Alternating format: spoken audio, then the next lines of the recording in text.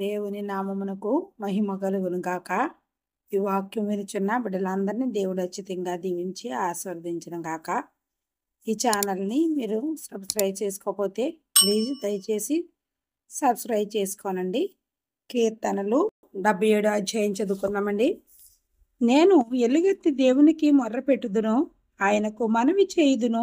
దేవుడు నాకు చెవియొగ్గు వరకు నేను ఎలుగెత్తి ఆయనకు మనవి చేయుదును. నా ఆపత్కాలమందు నేను ప్రభువును వెతికి తిని, రాత్రివేళ నా చెయ్యి వెనుకకు తీయకుండా చాపబడి ఉన్నది. నా ప్రాణము ఓదార్పు పొందనలకున్నది.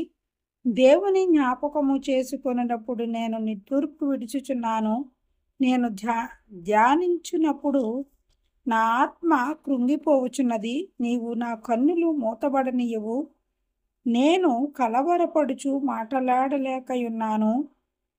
తొల్లిటి దినములను పూర్వకాల సంవత్సరములను నేను మనసునకు తెచ్చుకుందును. నేను పాడిన పాట రాత్రి యందు జ్ఞాపకము చేసుకుందును. హృదయమున ధ్యానించుకుందును. దేవా, నా ఆత్మని తీర్పు మార్గము శ్రద్ధగా వెతికెను. ప్రభువు నిత్యము విడనాడునా? ఆయన ఇంకెన్నడును కటాక్షింపడా? ఆయన కృప ఎన్నటికీ లేకుండా మానిపోయినా? ఆయన సెలవిచ్చిన మాట తరతరములకు తప్పిపోయినా? దేవుడు కటాక్షింప మానినా? ఆయన కోపించి వాత్సల్యత చూపకుండా? అందుకు నేనిలాగూ అనుకొనుచున్నాను, మహోన్నతుని దక్షిణ హస్తము మార్పు నొందెననుకొనుటకు నాకు కలిగిన శ్రమయే కారణము. యెహోవా చేసిన కార్యములను, పూర్వము జరిగిన నీ ఆశ్చర్య కార్యములను నేను మనస్సునకు తెచ్చుకొందును. నీ కార్యమంతయు నేను ధ్యానించుకొందును, నీ క్రియలను నేను ధ్యానించుకొందును. దేవా, నీ మార్గము పరిశుద్ధమైనది. దేవుని వంటి మహాదేవుడు ఎక్కడనున్నాడు? ఆశ్చర్యక్రియలు జరిగించు దేవుడవు నీవే. జనములలో నీ శక్తిని నీవు ప్రత్యక్షపరుచుకొని ఉన్నావు. నీ బాహుబలము వలన యాకోబు ఏసావుల సంతతి వారగు నీ ప్రజలను నీవు విమోచించి ఉన్నావు. దేవా, జలములు నిన్ను చూసెను. జలములు నిన్ను చూసి దిగులు పడెను. అగాధ జలములు గజగజలాడెను. శీసురాశులు నీళ్లు దిమ్మరించెను. అంతరిక్షము ఘోషించెను. నీ మీనములు, నీ బాణములు నలుదిక్కులా పారెను. నీ ఉరుములు ధ్వని సుడిగాలిలో మ్రోగెను. మెరుపులు లోకమును ప్రకాశింపజేసెను. భూమి వణికి కంపించెను. నీ మార్గము సముద్రములో నుండెను. నీ త్రోవలు మహాజలములలో ఉండెను. నీ అడుగుజాడలు గుర్తింపబడకయుండెను. మోసే అహరోనుల చేత నీ ప్రజలను మందవలె నడిపించితివి. ఆమె 78వ కీర్తన చదువుకుందామండి. నా జనులారా, నా బోధకు చెవియొగుడి, నా నోటి మాటలకు చెవియొగుడి. నేను నోరు తెరచి ఉపమానము చెప్పెదను. పూర్వకాలపు గూఢవాక్యములను నేను తెలియజెప్పేదను. మాకు తెలిసిన సంగతులను, మా పితరులు మాకు వివరించిన సంగతులను చెప్పెదము. యెహోవా స్తోత్రార్ఘ క్రియలను, ఆయన బలమును, ఆయన చేసిన కార్యములను దాచకుండా వాటిని వారి పిల్లలకు మేము చెప్పెదము. రాగల తరములలో పుట్టబోవు పిల్లలు దాని నెరుగునట్లును, వారు లేచి తమ పిల్లలకు దానిని వివరించినట్లును, వీరును దేవుని యందు నిరీక్షణ గలవారై దేవుని క్రియలను మరువకయుండి, యథార్థ హృదయులు కాక దేవుని విషయమై స్థిర మనసు లేని వారై తమ పితరుల వరే తిరుగుబడకయు మూర్ఖతయు తిరుగుబాటును గల ఆ తరము పోలియుండకయు, వారు ఆయన ఆజ్ఞలను కైకొనున్నట్లును ఆయన యాకోబు సంతతికి శాసనములను నియమించెను. ఇశ్రాయేలు సంతతికి ధర్మశాస్త్రమును అనుగ్రహించెను. మన పితరులు తమ పుత్రులకు దానిని తెలపవలనని వారికి ఆజ్ఞాపించెను. విండ్లను పట్టుకుని యుద్ధ సన్నద్ధులైన ఎఫ్రాయిము సంతతి వారు యుద్ధకాలమున వెనుకకు తిరిగిరి. వారు దేవుని నిబంధనను గైకొనకపోయిరి. ఆయన ధర్మశాస్త్రమును నొల్లకపోయిరి. ఆయన క్రియలను ఆయన వారికి చూపిన తన ఆశ్చర్య క్రియలను వారు మరిచిపోయిరి. ఐగుప్తు దేశంలోని సోయాను క్షేత్రమందు వారి పితరులు చూచుచుండగా ఆయన ఆశ్చర్య కార్యములను చేసెను. ఆయన సముద్రమును పాయలుగా చేసి వారిని అద్దరికి నడిపించెను. ఆయన నీటిని రాశిగా నిలిపెను. పగటివేళ మేఘములో నుండి రాత్రి అంతయు అగ్ని ప్రకాశములో నుండి ఆయన వారికి త్రోవ చూపెను. అరణ్యములో ఆయన బండలు చీల్చి సముద్రమంతా సమృద్ధిగా వారికి నీరు త్రాగనిచ్చెను. బండలో నుండి ఆయన నీటి కాలువలు రప్పించెను. నదుల వలె నీళ్లు ప్రవహింపజేసెను. అయినను వారు ఆయనకు విరోధముగా ఇంకనూ పాపము చేయుచునే వచ్చిరి. అడవిలో మహోన్నతుని మీద తిరగబడిరి. వారు తమ ఆశ కొలది ఆహారము నడుగుచు తమ హృదయములలో దేవుని శోధించిరి. ఈ అరణ్యములో దేవుడు భోజనము సిద్ధపరచగలవాడా అనుచు వారు దేవునికి విరోధముగా మాటలాడిరి.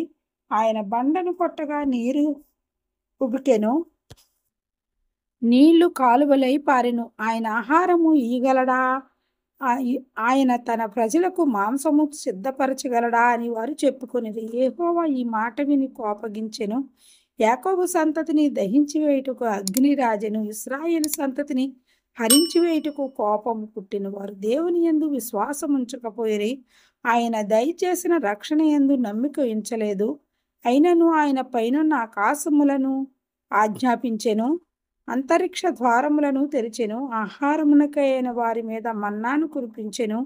ఆకాశ ధాన్యము వారికి అనుగ్రహించెను. దేవదూతల ఆహారము నరులు భుజించిరి. భోజన పదార్థములను ఆయన వారికి సమృద్ధిగా పంపెను.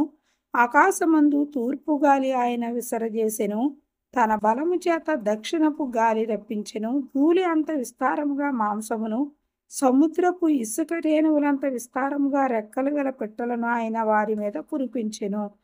వారి దండు మధ్యను వారి నివాస స్థలముల చుట్టూను ఆయన వాటిని వ్రాలజేసెను. వారు కడుపారా తిని తరసిరి. వారు ఆశించిన దానిని ఆయన అనుగ్రహించెను. వారు ఆశ తీరక మునిపే ఆహారము ఇంకా వారి నోళ్లలో నుండగానే దేవుని కోపము వారి మీదకి దిగెను. వారిలో బలిసిన వారిని ఆయన సంహరించెను. ఇశ్రాయేలులో యవ్వనులను కూల్చెను. ఇంత జరిగిన వారు ఇంకను పాపము చేయుచు ఆయన ఆశ్చర్య కార్యములు బట్టి ఆయనను నమ్ముకొనకపోయిరి. కాబట్టి ఆయన వారి దినములు ఊపిరి వలె గడిచిపోజేసెను. వారి సంవత్సరములు అకస్మాత్తుగా గడిచిపోజేసెను. వారిని ఆయన సంహరించినప్పుడు వారు ఆయనను వెదకిరి. వారు తిరిగి హృదయపూర్వకంగా దేవుని బతుమాలుకొనిరి. దేవుడు తమకు ఆశ్రయదుర్గమనియు మహోన్నతుడైన దేవుని తమకు విమోచకుడనియు వారు జ్ఞాపకము చేసుకునిరి. అయినను వారు హృదయము ఆయన ఎడల స్థిరముగా నుండలేదు. ఆయన నిబంధనను వారు నమ్మకముగా కైకొనలేదు. నోటి మాటతో వారు ఆయనను ముఖస్తుతి చేసిరి. తమ నాలుకలతో ఆయన యొద్ద బొంకిరి. అయితే ఆయన వాత్సల్య సంపూర్ణుడై వారిని నశింపజేయక వారి దోషము పరిహరించువాడు. తన ఉగ్రతను ఏమాత్రమును రేపుకొనక పలుమార్లు కోపము అణుచుకొనువాడు. కాగా వారు కేవలము శరీరులై ఉన్నారనియు విసరి వెళ్ళి మరలి రాని గాలివలేనున్నారనియు ఆయన జ్ఞాపకము చేసుకొనెను. అరణ్యమున వారు ఆయన మీద ఎన్ని మారులు తిరగబడిరి. ఎడారి యందు ఆయనను ఎన్ని మారులు దుఃఖపెట్టిరి. మాటి మాటికి వారు దేవుని శోధించిరి. మాటి మాటికి ఇశ్రాయేలు పరిశుద్ధ దేవునికి సంతాపము కలిగించిరి. ఆయన బాహుబలమునైనను విరోధుల చేతిలో నుండి ఆయన తమను విమోచించిన దినమునైనను వారు స్మరణకు తెచ్చుకొనలేదు. ఐగుప్తులో తన సూచక క్రియలను, సోయాను క్షేత్రమందు తన అద్భుతములను ఆయన చూపిన దినమును వారు యుక్తికి తెచ్చుకొనలేదు. ఐగుప్తులు త్రాగలేకుండా నైలు నది కాలువలను వారి ప్రవాహ జలములను ఆయన రక్తంగా మార్చెను. ఆయన వారి మీదకి జోరీగలను గుంపుగా విడిచెను. అవి వారిని తినివేసెను. కప్పలను విడిచెను. అవి వారిని నాశనము చేసెను. ఆయన వారి పంటను చీడపురుగులకిచ్చెను. వారి కష్టఫలములను మిడతలకు అప్పగించెను. వడగండ్ల చేత వారి ద్రాక్ష తీగలను, హిమము చేత వారి మేడి చెట్లను ఆయన పాడు చేసెను. వారు పశువులను వడగండ్లు పాలు చేసెను.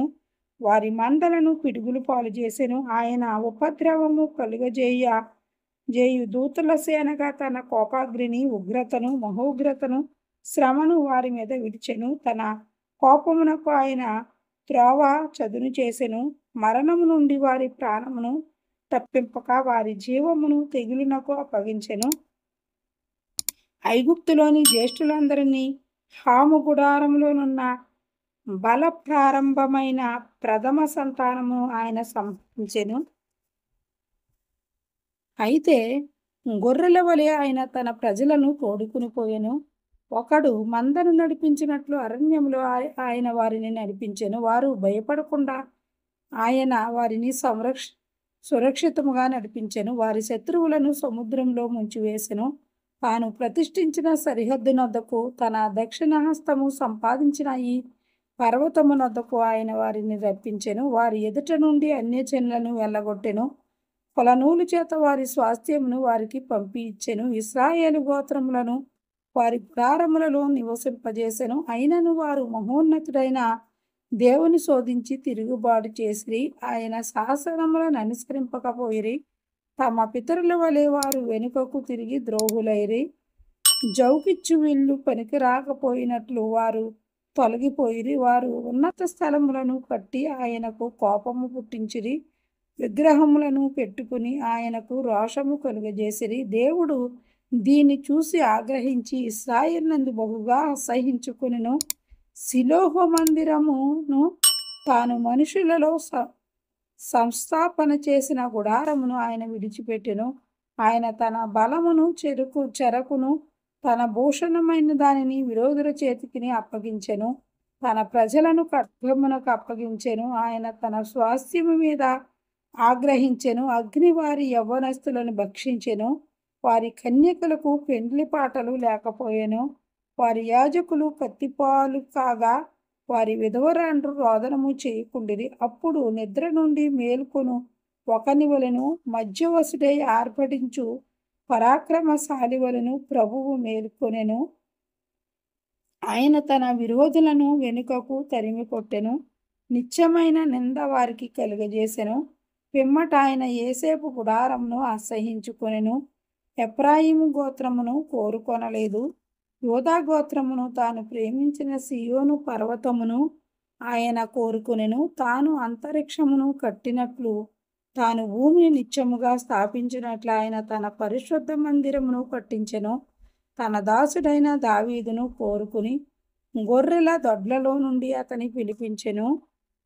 పొడి గొర్రెలను పాడి గొర్రెలను వెంబడించుట మాన్పించి తన ప్రజలైన యాకోబును తన స్వాస్థ్యమైన ఇశ్రాయేలును మేపుటకై ఆయన అతనిని రప్పించెను. అతడు యథార్థవృతుడై వారిని పాలించెను. కార్యములు యందు నేర్పరి అయి వారిని నడిపించెను. దబ్బితము చదువుకుందామండి. దేవా, అన్యజనులు నీ స్వాస్థ్యంలోనికి చొరబడి ఉన్నారు. వారు నీ పరిశుద్ధాలయను అపవిత్రపరిచి ఉన్నారు. యెరూషలేమును పాడుదిబ్బలుగా చేసి ఉన్నారు. వారు నీ సేవకుల కళేబరములను ఆకాశ పక్షులకు ఎరగాను, నీ భక్తుల శవములను భూజంతువులకు ఆహారముగాను పారవేసి ఉన్నారు. ఒకడు నీళ్లు పోసినట్లు యెరూషలేము చుట్టూ వారు రక్తము పారబోసి ఉన్నారు. వారిని పాతిపెట్టి వారెవరునూ లేరు. మా పొరుగు వారికి మేము అసహ్యులమైతిమి. మా చుట్టూనున్న వారు మమ్మల్ని అసహ్యించుకుని ఎగతాళి చేసేదరు. యెహోవా, ఎంతవరకు కోపపడదువు? ఎల్లప్పుడూ కోపపడదువా? నీ రోషము అగ్నివలే ఎల్లప్పుడూ నుండునా? నిన్నెరుగని అన్ని జనుల మీదను, నీ నామమును బట్టి ప్రార్థన చేయని రాజ్యముల మీదను నీ ఉగ్రతను కుమ్మరించుము. వారు యాకోబు సంతతిని మృంగివేసి ఉన్నారు. వారి నివాసమును పాడు చేసి ఉన్నారు. మేము బహుగా కృంగి ఉన్నాము. మా పూర్వుల దోషములు జ్ఞాపకము చేసుకుని నీవు మా మీద కోపముగా నుండకుము. నీ వాత్సల్యము త్వరగా మమ్ము ఎదుర్కొననిమ్ము. మా రక్షణకర్త వగు దేవా, నీ నామ ప్రభావమును బట్టి మాకు సహాయము చేయుము. నీ నామమును బట్టి మా పాపములను పరిహరించి మమ్మను రక్షించుము. వారి దేవుడెక్కడనున్నాడని అన్యజనులు పలుకనేలా మేము చూచుచుండగా ఓర్చబడిన నీ సేవకుల రక్తమును గుర్చిన ప్రతిదండన జరిగించినట్లు అన్యజనులకు తెలియబడనిమ్ము. చెరలోనున్న వాని నిట్టూర్పు నీ సన్నిధికి రానిమ్ము. బాహుబలాతిశయమును చూపుము. చావునకు విధింపబడిన వారిని కాపాడుము. ప్రభువా, మా పొరుగు వారు నిన్ను నిందించిన నిందకు ప్రతిగా వారి ఎదలోనికి ఏడంతల నిందను కలుగజేయము. అప్పుడు నీ ప్రజలమును నీ మంద గొర్రెలమునైన మేము సదాకాలము నీకు కృతజ్ఞతాస్తుతులు చెల్లించెదము. తరతరముల వరకు నీ కీర్తిని ప్రసురపరచెదము. ఆమేన్.